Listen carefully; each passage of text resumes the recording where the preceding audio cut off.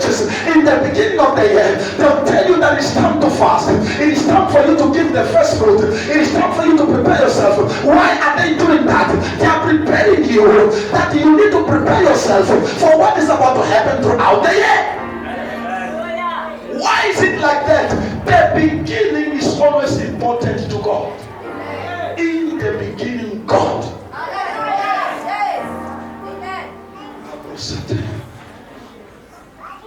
When you miss the beginning, you have spoiled the remainder of the year. When you miss the beginning, when you destroy the beginning, when you don't follow the instructions of the beginning, you have endangered the rest of the year. When we say it's time to fast and you don't fast, we say it's time to give and you don't give, we say it's time to pray to seek the face of the Lord and you don't, you have already endangered the plans that you have set the remainder of the year. The second quarter of the year, which is the month that we are in, it is April, May, and June. In the second quarter, it is the time where you begin now to take your plans, you take your dreams, you take your visions away from the paper. Because in the first quarter of the year, you are preparing yourself. Now in the second quarter, you begin now to put the visions out of the paper. You begin to give it legs to begin to move. It does not look like much, but when you begin to understand the time of God, in the second quarter of the year, it is the time that you begin now to position yourself. Apostle Paul says, though I fight, I do not fight as the one who's beating the air. In other words, I have plans in my head. I'm planning to take over Corinth. I'm planning to take over Ephesus. I'm planning to take over Rome. He had the plans in his head. He says, when I pray, I'm not the one who's beating the air, but whatever I'm praying for, it is in line. What does that mean? When you see me fasting, I'm on top of something. When you see me giving, I'm on top of something. When you see me sacrificing, I'm on top of something. Say, Lord, give me the wisdom of the wise.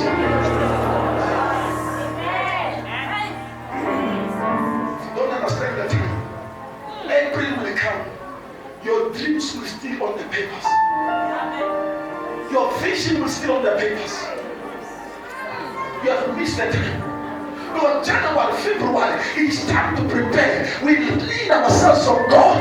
We deny ourselves certain things. What are we doing? Because the decision we are making, it is going to be tested. Every decision must be tested. Jesus. Amen. Oh yes. Amen. That one you should know it. If you decide to serve God, you will be tested. The devil is not coming to you in order to come to see the vision that we have. When he comes because of the decision that we have made.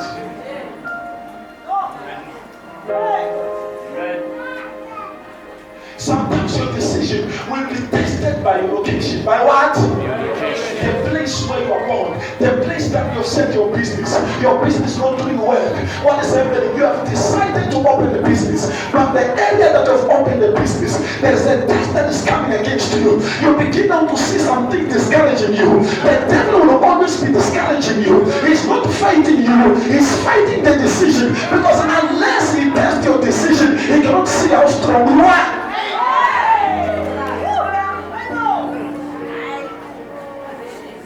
A man who has decided there is no temptation that is too big. A man who has decided there is no sacrifice he cannot give. A man who has decided there is no commitment he cannot commit. A man who has decided it is the decision that you make. So children of God, when Joshua realized that it's the time for him to die, he called the children of God in one place. He said, today is the day of decision. And I'm here to tell you, he says we come from Egypt. We have seen the hand of the Lord, but we are here now and I'm about to die. He says today you have to make a decision. Whom are you going to serve? Do you know what that says to me? It says that the battle in the Bible between God and the Israelites, it has been about serving. Always God will say to them, I need you to serve me. When they left Egypt, he says, leave Egypt so you may do what? Worship. So you may serve me. Something I've learned to children of God. That service is not exchanged by what you receive. Amen. They came out of Egypt poor. But when they were about to leave, they were in Egypt poor. But when they were about to leave, they came out rich. God has given them all the riches. But the problem was still there. They were not willing to serve Him.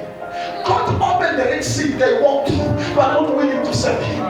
God has brought manna from heaven. It is not the blessing that God gives you that's going to make you to serve Him. What will make you to serve God this year is the decision that you have made.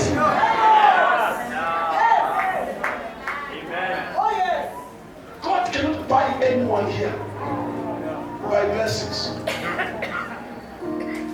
God, He cannot buy anyone here by miracles. He has performed many miracles for 40 years, feeding the same type of people, 40 years protecting their shoes, 40 years protecting their garments, 40 years giving them blessings from above. But still, when they reach the book of Joshua, after the servant of God Moses died, they still have a problem about saving. Oh my God. Sometimes we get so caught up about what we want from God, we forget what He wants from us. You are so busy giving God the list. God, I want this. God, I want this. God, I want this. God, I want this. And you're forgotten that God has got a list from you.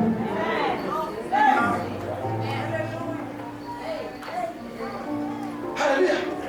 Now, why do we need to understand this? Because it is the decision that the enemy is going to deal with. I give the example about Abraham. Abraham, he had to make a decision to follow God. That in spite of what, whether I have it or not, I'm not going to back down. God has already told me to leave my house and to follow Him wherever He goes. And now I can see that the things that He promised me, they are not coming on time. But I'm not going to back away from God. I have decided to follow Him. The devil tempted Him with all the trials and tribulations, all the things that came on His way, but He stood upon the word of the Lord. Child of God, it is your decision that makes you to differ. Amen. It's not a job that you are working in. It's not the city that you are in. It's not the house that you are born in. It's not the family that you are born in. It's the decision that you have made. The devil is fighting with you.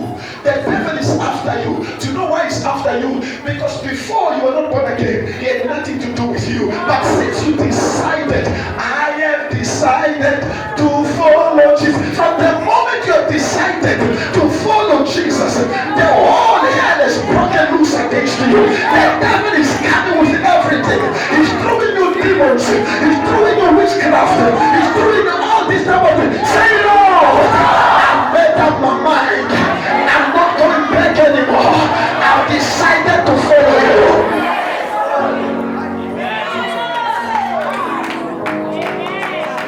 You know what I've discovered? Without me changing my decision, the devil cannot get me. I've discovered that his temptations, they have no power until I've got the option to choose.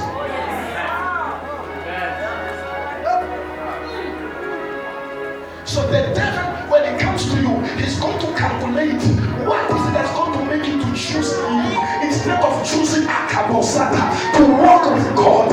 It is not what you're going through. It is the decision that you've made. We've got many people who are fasting and praying. You can fast and pray, but if you have not yet decided to follow him, your fasting and prayer, it is in vain.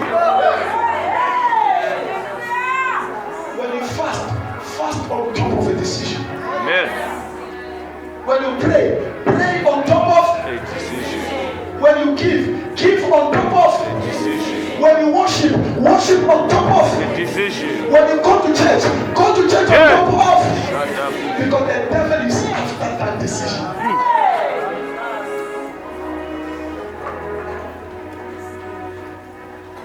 Jesus, he spent most of his life doing many things. but was avoiding the purpose, the decision. What was the decision? When he left the heaven, he said, I'm going to die for them. He didn't say, I'm going to heal them. I want you for you to die just to heal them. He didn't leave the heaven to come and heal us. That's why Lazarus, with wounds, he still made it to heaven. Because healing his body was not as important as saving his soul. He was supposed to clap to Jesus.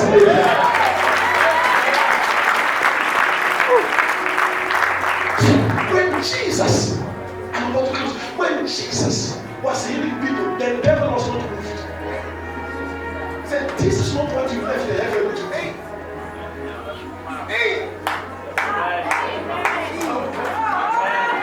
Let's catch up with this. You see, when Jesus was busy healing people, the devil was sitting in the head watching television. He says he did not come here to heal people. He didn't come here to feed people. So any church can heal people. Any church can feed people. Any church can take people to schools. Any church does. But that does not substitute what God has said to the church.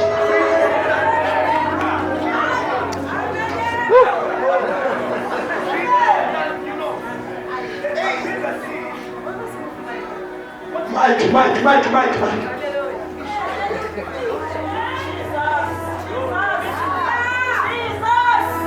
You see, the Bible says faith comes by hearing and hearing. So please, say it again.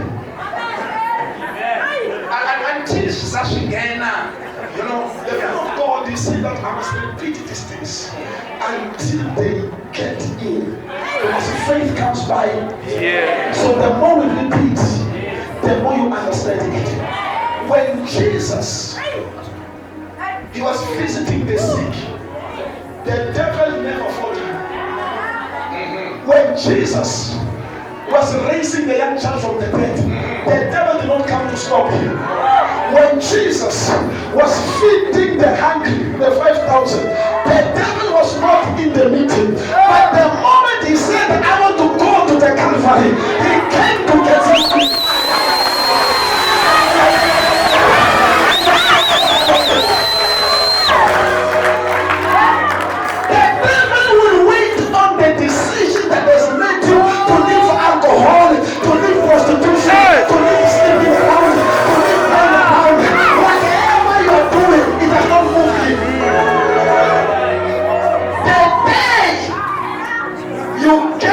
Decision. It is the day the devil comes.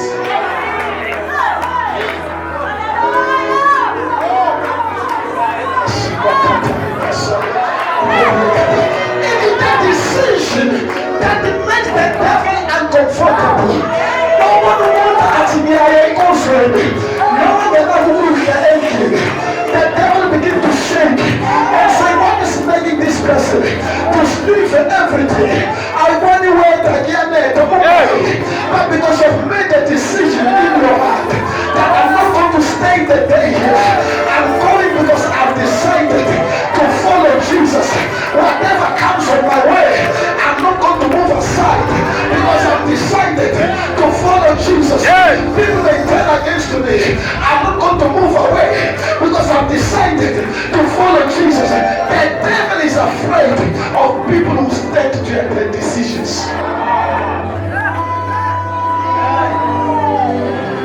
We can be places. Labantu, he prophetus yadeta. Jesus. La abantu by a pillar. And yet the devil is not coming to fight. La is the difference. The devil is not coming to them. The devil is afraid of one thing. He's afraid for a man that has made a decision. He said, the whole world can fight me, but I've made up my mind that I'm not going back. I've made up my mind that forward I'm going. No matter what is doing to my family, no matter what is doing to my finances, no matter what is doing to my business, I've made up my mind. Say, Lord, I'll stand by my decision.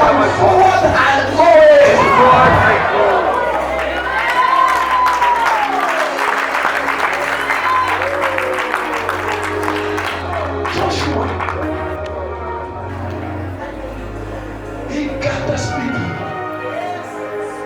He said, children of God. Send me coffee. We can make it be just like the second flower. When the love is some man, say, I'm not going to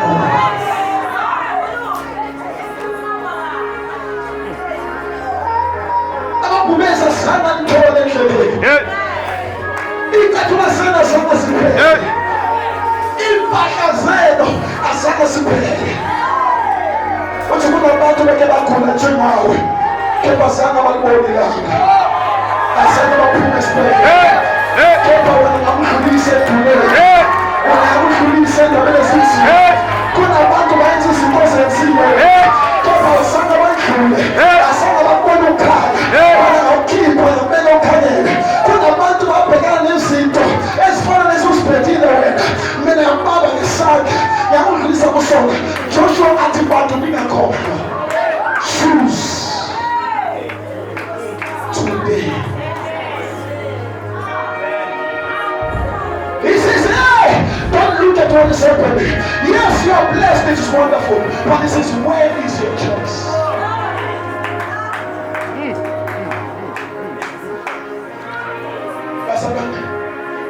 When Satan came to live, he was fighting over a choice.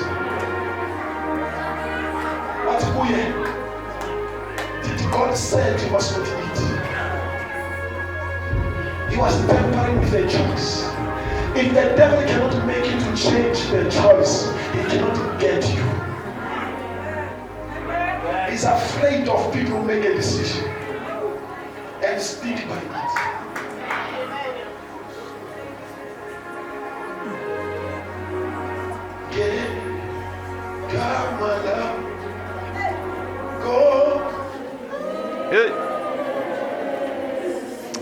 I don't want us to spend the time apart.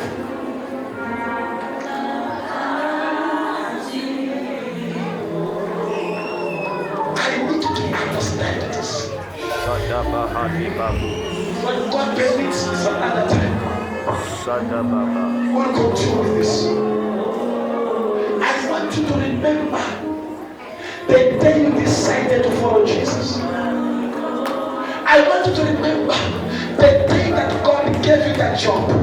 The day that the Lord has given you what you have today. What is it that you have decided?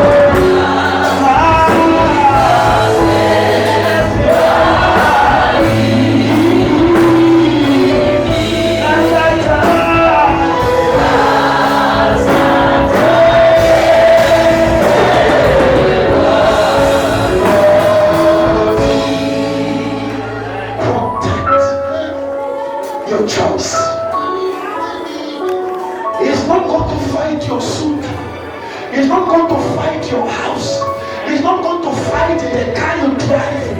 He's going to fight your trust.